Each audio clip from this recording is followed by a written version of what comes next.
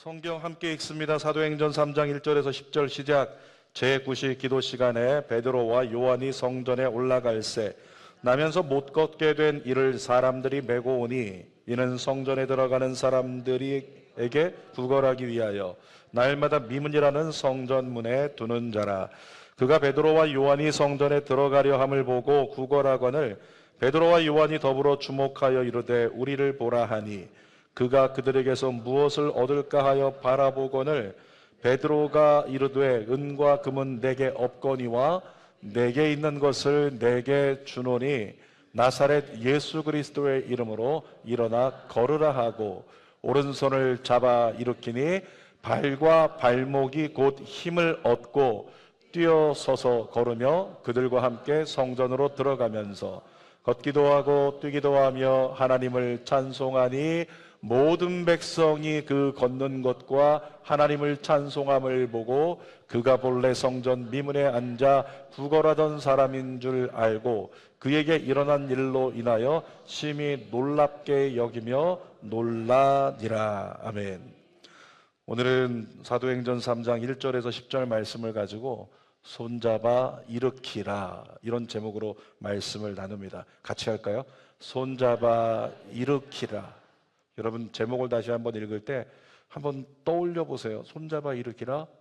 누구를 한번 생각하면서 시작. 손잡아 일으키라.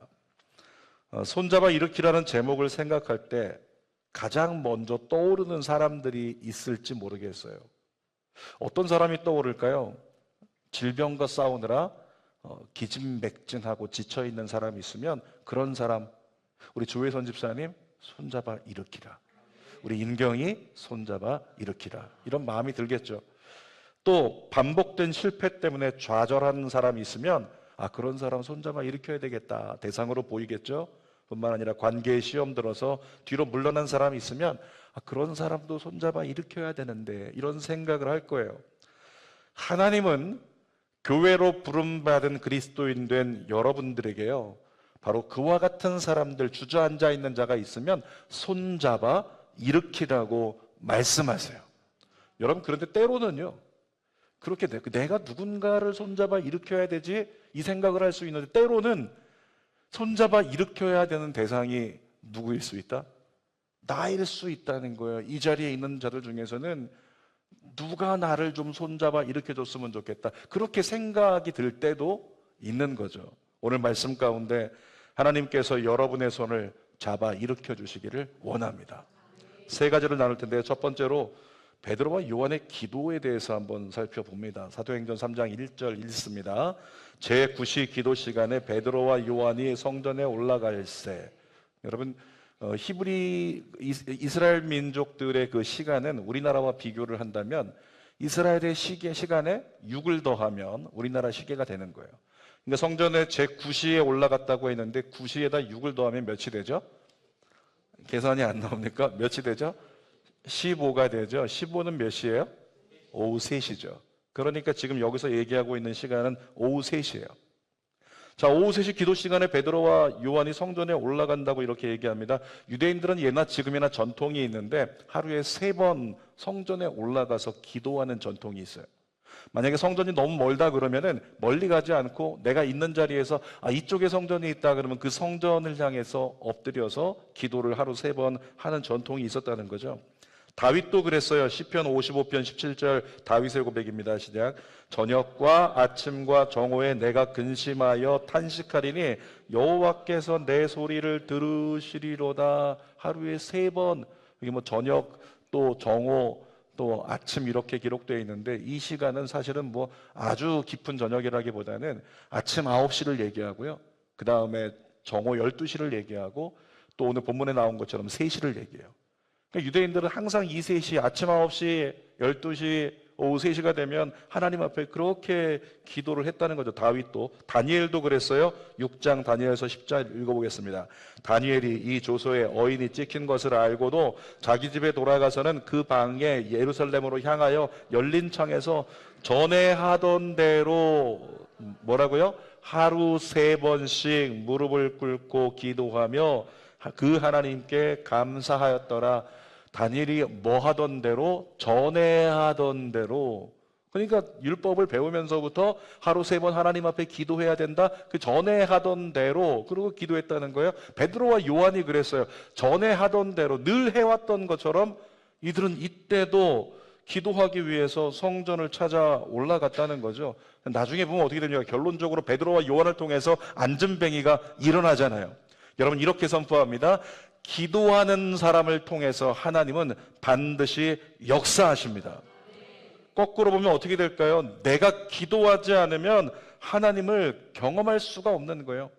여러분이 기도를 통해 하나님을 경험했으면 좋겠습니다. 내가 기도했더니 정말 내가 기도했는데 이렇게 됐어요. 내가 기도했는데 이렇게 됐어요. 저희 아들이 정말 인간으로서 철들기 전에 어렸을 때는요 그랬어요. 지나가다 절표시 있거나 지나가다 뭐 안 좋은 거 있으면 예수 이름으로 선포했습니다. 예수 이름으로 문 닫아라. 예수 이름으로 사라져라. 그러면 몇 개월 지나지 않아서 진짜 문 닫았어요. 진짜 사라졌어요. 아이가 얘기합니다. 아빠 내가 기도했더니 됐어. 요즘은 기도하지 않습니다. 그러니까 그 일이 일어나지 않아요. 여러분 똑같습니다. 여러분들도 마찬가지 아닙니까? 기도하며 살아야 되는데 우리는 기도하지 않고 살아요. 기억하십시오. 기도하면 역사가 일어납니다. 그러니까 기도하면 할 말이 있어요. 세상에 기도했더니 이렇게 됐어요. 내가 기도한 대로 이렇게 됐어요. 교회 와서 그 얘기를 떠들어야 되는 거예요. 소그룹에서 그 얘기를 떠들어야 되는 거죠. 그래서 기도했더니 됐다, 기도했더니 됐다. 이것이 들불처럼 퍼져나가서 모든 사람이 더 기도하자고 그런 일이 우리에게 일어나기를 원합니다. 근데 기도하지 않으면 아무 일도 일어나지 않으니까 기도에 대해서 할 말이 없으니 무슨 말만 한다? 세상 말밖에 못하는 거예요. 여러분의 우리 주는교회 성도들의 입술을 통해서 기도했더니 됐다 이 고백이 넘치기를 원해요. 이틀 전에 금요 성령 집회 때 남아프리카 공화국 김경환 선교사님께서 오셔서 말씀해 주셨는데 영혼 구원에 대해서 말씀해 주셨거든요. 로마서 10장 14절 읽어볼까요? 그런즉 그들이 믿지 아니하는 이를 어찌 부르리요? 듣지도 못한 이를 어찌 믿으리요? 전파하는 자가 없이 어찌 들으리요? 여러분이 복음을 전해야 누군간 예수 믿고 구원받습니다. 전해야 됩니다. 이 얘기를 하는데 여러분 전해보신 분들 아시죠? 전하는 게 쉽습니까? 어려워요. 차라리 나가서 저 길에서 예수 믿으세요. 예수 믿고 구원받으세요. 차라리 이게 쉽겠어요. 근데 내가 옆에 있는 가족에게, 옆에 있는 이웃에게, 옆에 있는 친구들에게, 동료들에게 예수 믿고 구원받으세요 라고 전하는 게 너무 어렵단 말이죠. 그러니까 전하는 것보다 어쩌면 우리가 할 수 있는 더 기본은 무엇이다? 그의 구원을 위해서, 구원받을 대상자를 위해서 기도를 쉬지 않는 것. 그것이 중요할 수 있어요. 근데 선교사님께서 그런 기도를 어느 날 하셨대죠. 하나님, 우리 가족 다 구원해 주시면 제가 아프리카라도 갈게요. 선교사님이 그 기도했대요. 하나님, 우리 가족 다 구원해 주시면 제가 아프리카라도 갈게요. 그 기도했는데 어느 날 지나다 보니까 진짜 가족들이 다 구원받았어요. 어디로 가야 돼요? 아프리카로 가야 돼요. 선교사님은 그래서 아프리카 가셨어요. 여러분 기도할 때 너무 생각 없이 그냥 따라서 기도하지 마세요. 주님 다 구원해 주시면 내가 아프리카 갈게요. 함부로 하지 마세요. 아프리카 가야 될지도 몰라요. 근데 선교사님이 아프리카 가셔서 열심히 지금 사역 잘하고 계시는데 한국을 떠나면서 한 사람이 마음에 늘 걸려요. 친구 한 사람. 근데 정말 친한 친구가 예수 믿지 않는데 내가 이 녀석 옆에서 예수 믿게 구원해 줘야 되는데 근데 아프리카로 떠나시면서 그 친구를 위해서 기도해요. 한국에 올 때마다 그 친구 전화해서 만나서 잘 지냈는지 묻기도 하고 근데 그 친구를 위해 기도하는데 도저히 마음의 문이 안 열려요. 그런데 몇 해 전에 선교사님이 들어오셔서 그 친구에게 전화해서 잘 있었냐? 잘 지냈냐? 했는데 그 선교사님 친구가 이렇게 대답하더랍니다. 경환아, 나 교회 나간다? 라고 말씀하시더래요. 몇 년 기도했냐? 35년 기도했어요. 그 친구를 위해 쉬지 않고 35년 기도했더니 하나님께서 정말 그렇게 구원해 주셨다는 거죠. 여러분 잘 알고 계시죠? 그 개국먼 이성미 씨는 그 뭐죠? 이름을 적어 놓은 그 명부책이 있잖아요. 그 명부책이 뭐예요? 뭐 다른 게 아니라 내가 구원받을 대상자들 연예인들 중에서 기록했단 말이죠. 항상 100명 놓고 매년 기도했는데 지금은 200명 기록하고 있대요. 주님 오실 때가 멀지 않아서 또 빨리 해야 된다고. 근데 이성미 씨가 기도하다가 연말이 돼가지고 정말 이 친구를 위해서 기도도 했고 전하려고 했고 노력도 했고 불러도 받고 윽박도 질러받고 다 했는데 절대 마음이 열리지 않는 한 사람이 있었어요. 그래서 하나님께 고민했대요. 하나님, 이 사람은 이제 이름을 지우면 안 될까요? 딴 사람 차라리 기도했으면 좋겠는데. 그가 누구였냐면 조혜련이었어요. 근데 이름을 지워야겠다는 생각을 하고 하나님 앞에 지우면 안 될까요? 그러고 있는데 하나님 답이 없어요. 계속 아직은 해야 되나 보다. 근데 그로부터 며칠 안 돼서 전화 한 통이 걸려옵니다. 조혜련 씨가 전화를 했는데, 언니, 저 혜련이에요. 근데 반갑지 않았대요. 그렇게 교회 나가야 된다고, 예수 믿어야 된다고, 사줄 거 다 사주고 해줄 거 다 해줬는데도 모른 척 하던 그 조혜련 씨였기 때문에. 근데 전화 너머로 한마디 들려옵니다. 언니, 나 교회 나가요. 그랬더니 이성미 씨가 얘기해요. 그 순간에 그냥 너무 많이 울었대요. 하나님 너무 감사해서. 하나님 감사해요. 혜련이 구원해 주셔서 감사해요. 여러분 기도합니다. 여러분에게 그날이 오길 축복합니다. 여러분이 기도하는 누군가가 예수 믿게 됐다고, 내가 교회 나가게 됐다고, 이 소식이 여러분에게 기쁨이 돼가지고 즐거움이 돼서 내가 기도했더니 진짜 기도하면 되는구나, 이 고백을 여러분들이 하게 되길 축복해요. 1만 번의 기도 응답을 받은 조지 물러 목사님이라는 분이 계신데요. 이 목사님이 많은 기도의 응답을 받았지만 특별히 5명의 친구를 위해서 평생을 구원하기 위해 기도했대요. 5명의 친구가 다 구원받았어요. 어떻게 되는가? 첫 번째 친구는 1년 6개월 만에 구원받았대요. 1년 6개월 만에 예수 믿고, 두 번째 친구는 5년 뒤에 예수님을 믿었습니다. 세 번째 친구는 12년 만에 예수님 믿었습니다. 네 번째 친구가 있는데 조지 물러 목사님이 몸이 안 좋아져서 이제 고별 설교 하려고 마지막 설교하는 그날 예배 왔다가, 야, 제 이야기를 들어보니까 내가 예수 믿어야겠다. 거기서 네 번째 친구가 구원받았대요. 조지 물러 목사님이 그리고 이제 병상에서 세상을 떠나십니다. 그런데 떠날 때 너무 안타까운 거예요. 그 5번째 마지막 친구가 구원받지 못한 거죠. 그래서 떠날 때까지도 아마 기도하셨을 것 같아요. 그런데 장례식이 열렸습니다. 장례식에 5번째 친구도 참여했습니다. 장례식이 다 끝날 무렵에 5번째 친구가 친구에게 그런 얘기를 한 거예요. 나도 이제 교회에 나가야 되겠다. 여러분, 여러분이 기도한다면, 여러분이 기도한 것은 여러분이 천국 가더라도 응답될 줄 믿습니다. 한 영혼을 위해서 내가 기도를 쉬지 않으면 카이로스, 하나님의 때에 반드시 구원해 주신다는 거예요. 베드로와 요한은요, 성령 받은 후에, 지난주에 성령 받았죠?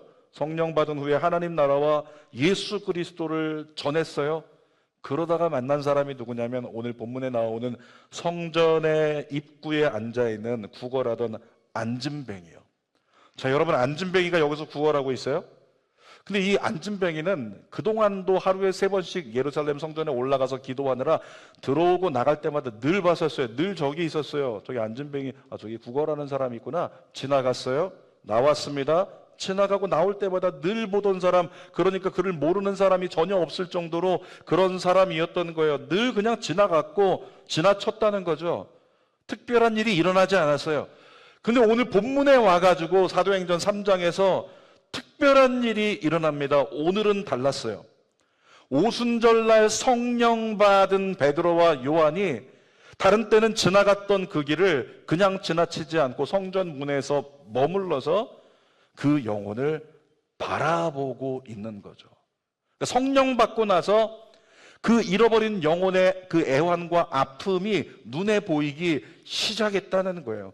사랑하는 여러분, 아멘할 준비하세요. 기도해야 됩니다. 기도하면 하나님께서 역사하십니다. 데살로니가전서 5장 17절 읽어볼게요. 쉬지 말고 기도하라. 새번역 성경으로 한번 읽어볼게요. 끊임없이 기도하십시오. 뭡니까? 쉬지 말고 기도하라는 게 그냥 24시간을 늘 내리 기도만 하라는 게 아니고 상황 있을 때마다 기도하라는 거예요. 뉴스 보면 뉴스보다 기도하고, 신문보다 기도하고, 어떤 일을 보면 일을 보고 기도하고, 무슨 소식 들으면 소식 들은 거 갖고 기도하고, 지나가다 만나면 만나는 사람 축복하면서 기도하고, 그냥 끊임없이 기도의 삶을 살라는 거예요.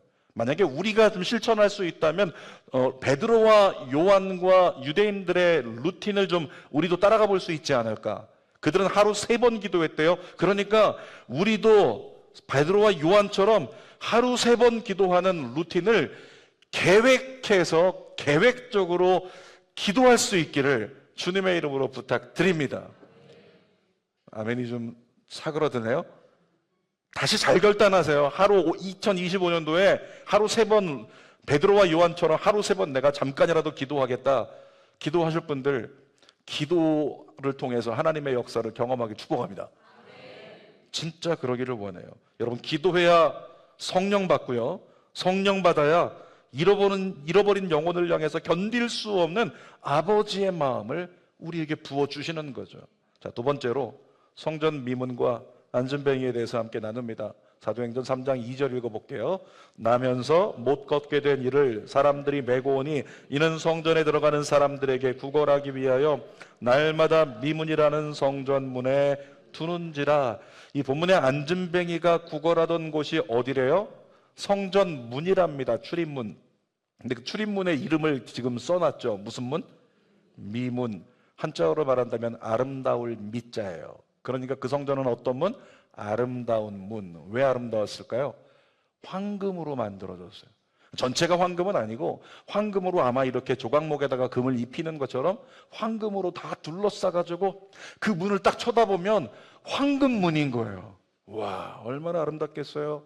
여러분, 제가 언젠가 목사님들이 그 테무라고 하는 쇼핑몰에서 물건을 굉장히 싼다, 교회 필요한 거 거기서 다 사, 그렇게 말씀을 하셔서 앱을 같이 설치를 했네요. 그랬더니 앱을 설치한 다음부터 갑자기 딴 것들은 없었는데 뭐 11번가 뭐 G마켓 뭐 쿠팡 이런 데에서는 알림이 뜨는 게 없는데, 근데 갑자기 이 테무가 이게 미쳤는지 하루에 3번씩 저한테 알림을 줘요. 아침에도 알림이 와 있고 또 점심 때도 알림이 와 있고 자꾸 알림창에 뜨는 거예요. 근데 보니까 뭐 90% 세일한다, 아니면 이런 물건 정말 괜찮다, 이런 것들을 막 올려주는데 보니까 우리가 스마트폰을 다 쓰는데 스마트폰 케이스가 한번 딱 올라온 거죠. 근데 저도 모르게 눌렀어요. 왜냐면 얼핏 봐도 너무 이쁘고 너무 괜찮은 거예요. 무늬가 어떤 무늬였을까요? 황금무늬. 황금무늬. 금색으로 완전히 골드로 둘러싼 거. 근데 얼핏 봐도 막 빛이 나고 너무 좋아 보여서 야, 이거 한번 어떻게 해볼까? 이거 우리 연세에 있는 우리 권사님들 사줄까? 이런 생각을 하면서 클릭을 했다는 거예요. 여러분, 사람 중에 금덩어리 싫어하는 사람이 없대요. 왜냐면 빛을 내는 게 빛이 영롱하고 예쁘니까. 그런데 생각해 보세요. 우리 주는교회 비전센터 나중에 건축해가지고 입당 예배 드립니다, 성도님들 줄 서세요 그랬는데 출입문 정문이 황금문이다. 느낌이 어떻겠어요? 와서 그냥 그거 조금씩이라도 긁어갈까? 이런 생각도 들지 않을까요? 황금문이면 아름다운 문이에요. 여러분, 그런데 안전뱅이를 한번 대조해 보세요. 그 안전뱅이는 입은 것도 정말 볼품없고 그냥 형색도 볼품 없었을 거고 바닥에서 그냥 엎드려서 구걸하고 있는 그 인생과 그가 서 있는, 그가 머물러 있는 그 자리에 있는 그 황금문과 얼마나 대조적이냐는 거죠. 이런 얘기할 수 있습니다. 은혜의 삶과 은혜 없는 삶의 차이가 그렇다는 거예요. 여러분이 은혜 안에 있기를 축복합니다. 자, 이사야 56장 7절 읽어볼게요. 내가 곧 그들을 나의 성산으로 인도하여, 천천히요, 기도하는 내 집에서 그들을 기쁘게 할 것이며, 다시 한번, 기도하는 내 집에서 그들을 기쁘게 할 것이며. 여러분, 하나님 앞에 나와서 하나님의 집 성전에서 여러분이 기도한다면 주님은 뭐라고 약속하세요? 네가 기도할 때 내가 너를 기쁘게 해줄게. 계속 읽어보겠습니다. 그들의 번제와 희생을 나의 제단에서 기꺼이 받게 되리니 이는 내 집은 만민이 기도하는 집이라 일컬음이 될 것이다. 성전에 들어가 하나님을 구하는 자에게는 하나님 뭘 주신다고요? 기쁨의 은혜를 주신대요. 기쁨의 은혜를. 여러분에게 물어볼게요. 너무 기쁠 땐 뭐가 나오나요? 너무 기쁠 때 예수 믿는 사람 뭐가 나오죠? 찬송이 나오죠. 저희 집에서 이렇게 제 사모가 가사 일을 이렇게 보고 있을 때, 청소를 하거나 또 설거지를 하거나 주방에서 일을 할 때 그때 어떻게 지내는가를 보면은 그 상태가 나옵니다. 막 이거 바닥을 닦으면서 왜 이렇게 더러운 거야, 좀 깨끗하게 못 쓰고, 이러면 상태가 안 좋은 거죠. 주방에서 음식을 하거나 설거지하면서 막 짜증을 부리면서 뭘 이렇게 많이 쌓아놔야 되나, 좀 설거지 나밖에 안 하나, 이런 생각한다면 좀 뭡니까, 상태가 안 좋은 거예요. 근데 언젠가 보니까 제가 이렇게 쳐다봐도 흐뭇하게 제가 웃고 있는 거예요. 뭐 하고 있을까요? 사모님이 청소하면서 계속 흥얼거리고 있습니다. 예루살렘아 예루살렘, 그러면서 찬양하면서 청소하고 있고 찬양하면서 설거지하고 있고 찬양하면서 음식하고 있다. 여러분, 찬양이 나오면 상태가 좋은 겁니다. 여러분 스스로를 점검하세요. 찬양이 나오면 상태가 좋은 거예요. 근데 뭐라고요? 하나님 앞에 나아가서 엎드려 기도하면 기도하는 사람에게 하나님은 기쁨의 은혜를 주신다. 기쁨이 내게 임하여 기쁨을 얻은 자는 시키지 않아도 뭐가 나온다? 찬송이 나오는 거죠. 동일한 은혜가 여러분에게 있길 축복합니다. 근데 이 성전 미문에 앉은 이 앉은뱅이, 여기 들어가서 기도하면 그 은혜를 주시는데 그 기쁨을 얻는데 얘는 들어간 적이 없는 거예요. 그 기쁨을 누려본 적이 없는 겁니다. 그러니까 찬송의 감격은 기대할 수가 없습니다. 예배의 기쁨은 기대할 수가 없어요. 여러분, 안타깝지만 그리스도인들 중에 이미 구원받았는데도 불구하고 이 성전 미문에 앉아있는 앉은뱅이처럼 신앙생활하는 사람들이 있다는 거죠. 정기적으로 공예배에 나와서 시간을 따라 성전을 찾고 있지만 이미 나의 상태는 삶의 무게에 너무 짓눌려 있어요. 내게 있는 모든 근심과 염려들 때문에 하나님을 찬양한다? 이거 잘 나에게 되지는 않는 거예요. 막 앞에서 일어나 찬양하고 기쁨으로 찬양하는데 난 안 되는 거예요. 삶의 무게에 눌려서. 그런 분들 중에 이렇게 말씀하시는 분들이 계십니다. 하나님 더 찬양합시다. 하나님께 봉사합시다. 목사님, 내 몸뚱이 하나도 건사하기 힘듭니다. 저 지금 힘드니까 말씀하지 마시라고. 이렇게 말씀하시는 분들이 있다는 거죠. 혹시 여러분 그렇지 않습니까? 정말 죄송한 얘기인데요. 만약에 그런 분이 계시다면 성령이 소멸되었다는 증거예요. 성경에 그렇게 써 있어요. 성령이 소멸된 증거라고. 자, 데살로니가전서 5장 19절 읽어볼게요. 성령을 소멸하지 말며. 주님이 성령 소멸하지 말라고 분명히 말씀하셨어요. 여러분, 언제 성령이 소멸될까요? 우리 그 윗절로 올라가면 써 있어요. 데살로니가전서 5장 16절 읽습니다. 항상 기뻐하라. 이 항상 기뻐하라가 막 그냥 억지로 좋아해라 이게 아닌 거 아시죠? 주님이 살아계시기 때문에 주님으로 말미암아 나는 기쁨을 선택하기로 결정합니다. 그리고 예배의 자리에서 주님 찬양하는 거예요. 그 기쁨을 얘기하는 겁니다. 그런데 항상 기뻐하라고 말씀하셨는데 이 기쁨을 내가 놓쳐버리면 성령이 소멸되는 거예요. 또 17절도 읽어보겠습니다. 쉬지 말고 기도하라. 여러분, 기도가 멈추면 그 사람은 성령이 소멸된다는 거죠. 18절 상반절도 있습니다. 시작. 범사에 감사하라. 여러분의 입술의 고백에서 감사가 나오지 않는다면 그 사람은 성령이 소멸된 사람입니다. 여러분 안에 놀라운 기쁨과 또 기도와 감사가 회복될 수 있기를 주님의 이름으로 축복합니다. 근데 여러분, 기뻐하는 것, 또 기도하는 것, 감사하는 것, 이런 것들은 예배에 있어서 굉장히 중요한 요소들이잖아요. 그러니까 이렇게 얘기할 수 있습니다. 근본적으로 예배 가운데 있어야 성령이 소멸되지 않는다. 동의하시나요? 근데 예배 가운데 있다고만 하는 것이 예배 장소를 얘기하는 건 아니고 하나님 보좌 앞으로 들어가 예배하는 그 예배 가운데 있어야 성령이 소멸되지 않는다는 거죠. 예배 가운데 진심으로 하나님을 기뻐하고 진심으로 하나님께 기도하고 감사해야 성령이 소멸되지 않는다는 거예요. 근데 우리의 예배는 어때요? 여러분의 예배를 한번 점검해 보세요. 하나님을 향한 그 간절한 진심을 잃어버린 채 예배하고 있지 않는가? 만약에 우리가 이 아름다운 성전에서 주님을 예배하고 있는데 예배 가운데 주님을 찾는 자에게 기쁨을 주신다고 말씀하셨지만 내 삶의, 내 심령의 상태는 그 기쁨과는 상관이 없다. 여러분, 이와 같은 사람이 있다면, 상황과 조건을 이길 수 있는 그 기쁨을 누리지 못한다면 그는 성령이 소멸된 자, 다시 말하면 성전에 있지만 앉은뱅이처럼 그 기쁨은 나와 상관이 없는, 힘듦 때문에 여전히 신음만 하고 있는, 그것이 우리의 모습일 수 있다는 거죠. 그런 사람이 있으면 이렇게 기도하십시오. 하나님, 나의 예배를 회복시키소서. 아멘입니까?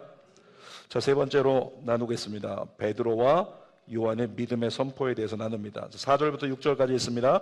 베드로가 요한과 더불어 주목하여 이르되 우리를 보라 하니 그가 그들에게서 무엇을 얻을까 하여 바라보거늘 베드로가 이르되 은과 금은 내게 없거니와 내게 있는 이것을 내게 주노니 나사렛 예수 그리스도의 이름으로 일어나 걸으라. 여러분 생각해 보세요.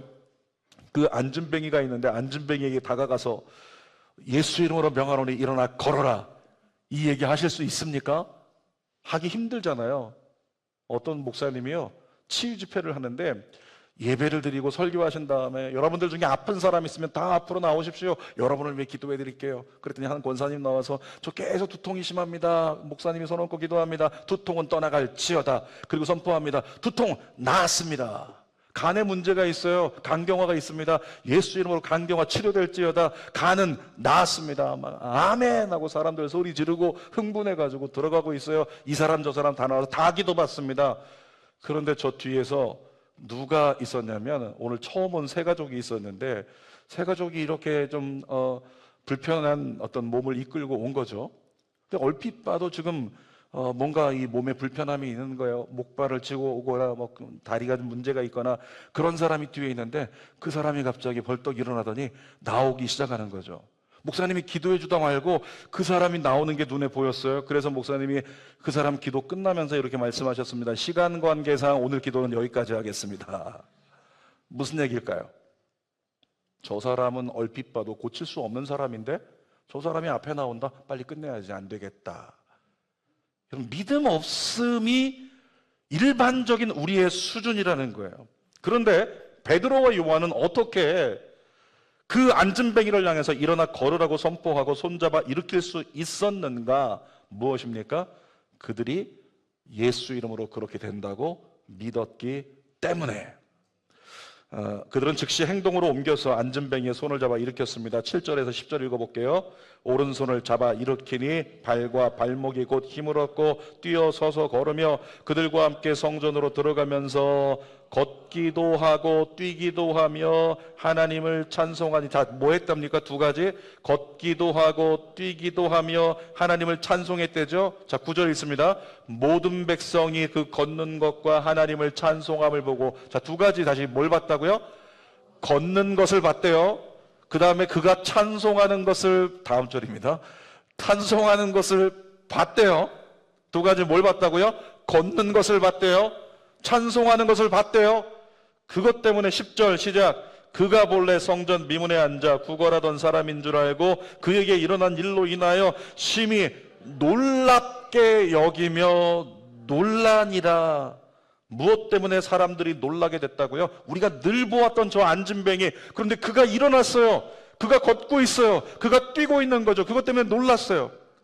근데 그에게 더 놀란 건 그가 입술을 열어서 무언가를 외치고 있습니다. 그것이 무엇이었습니까? 하나님을 향한 찬송소리. 이전에는 어떻는데요?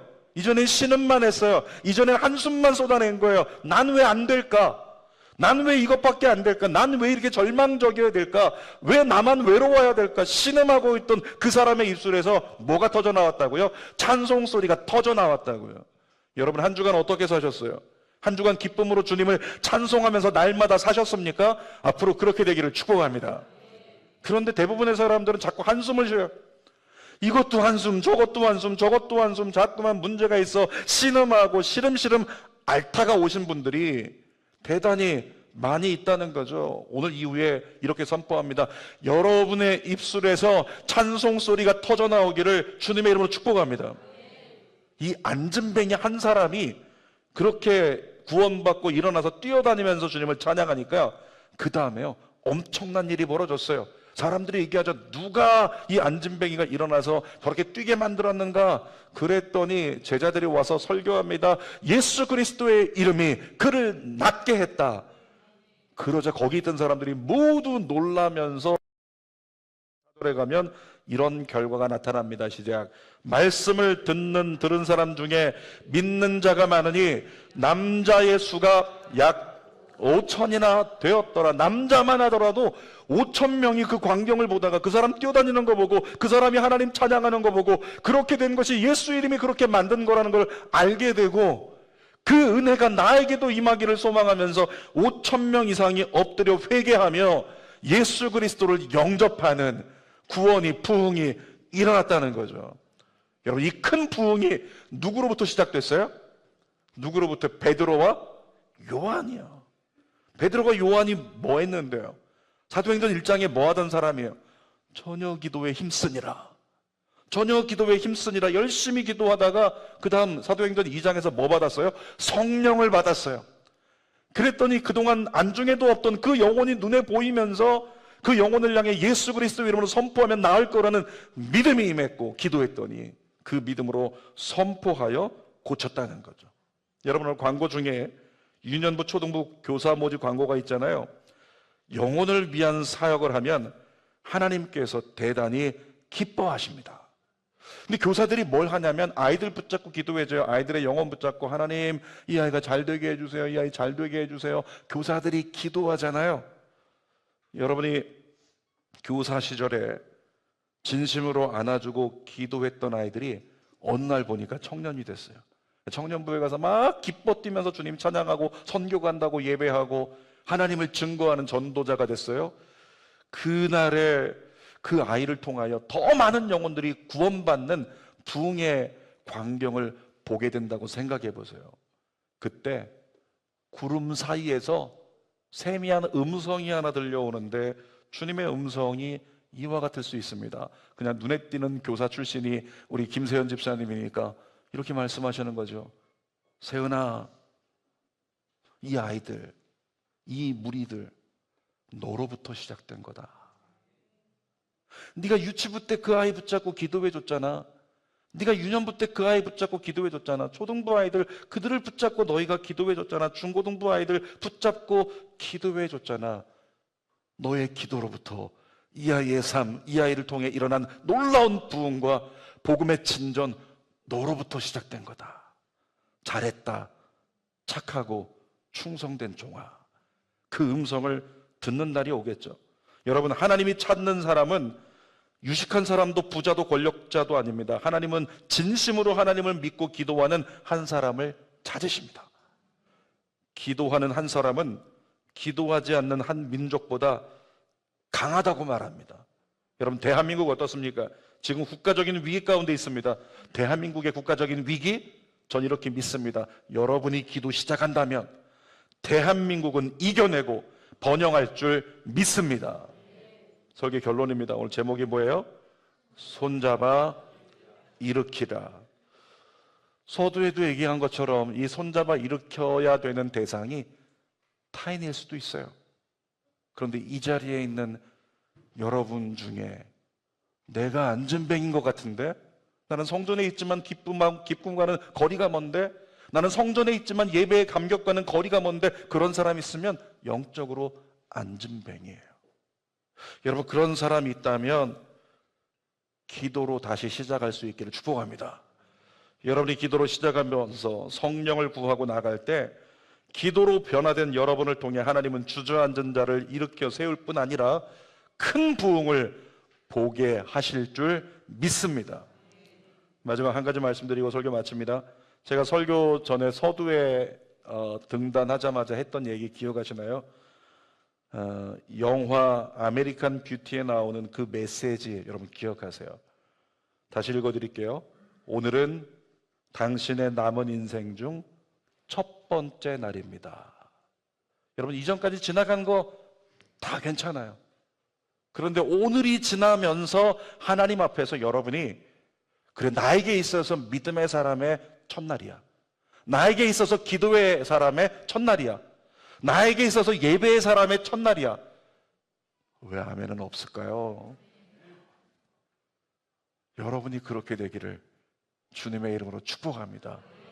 그러면 내 인생은 진짜 가치 있는 인생이 오늘부터 시작되는 거죠. 기도하겠습니다. 살아계신 아버지, 감사합니다. 정말로 하나님, 나의 남은 인생 중에 첫날이 오늘이 되게 하여 주시옵소서. 아버지 하나님, 정말 주님의 은혜가 우리의 삶에서 넘쳐나게 하시고 기도의 결단이 일어나게 하시고, 그렇게 120문도가 정말 베드로와 요한을 포함하여 기도했더니 성령을 받았고, 성령을 받았더니 영혼이 보였고, 그 영혼이 보여서 나아가서 예수 이름으로 믿음으로 선포했더니 하나님의 역사가 일어난 것처럼 우리 모두에게 동일한 역사가 일어나게 하여 주시옵소서. 오늘이 내 인생에 있어서 남은 날들에 새로 시작하는 첫날이 될 수 있도록 그 결단, 그 믿음 우리 안에 허락하여 주시옵소서. 예수님의 이름으로 기도드립니다. 아멘. 우리 찬양 기도하면서 드리는 마음으로 찬양 드리고 기도하도록 하겠습니다. 손 가슴에 얹고 찬양합니다. 말씀 앞에서, 말씀 앞에서 경외함으로 주께 홀로 섭니다. 생명의 말씀 읽고 순종해 주를 예배합니다.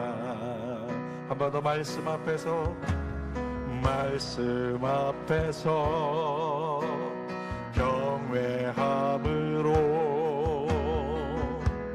주께 홀로 섭니다. 생명의 말씀 읽고 순종해 주를 예배합니다. 기록된 말씀 힘이 있어서 진리로 우리 거룩해 하며, 거룩한 말씀 세세 영원히 복음이 되어 말씀하시네. 하나님 다시 시작하겠습니다. 손들고, 하나님 말씀에 두려워 떠는 자, 그 말씀에 생명을 거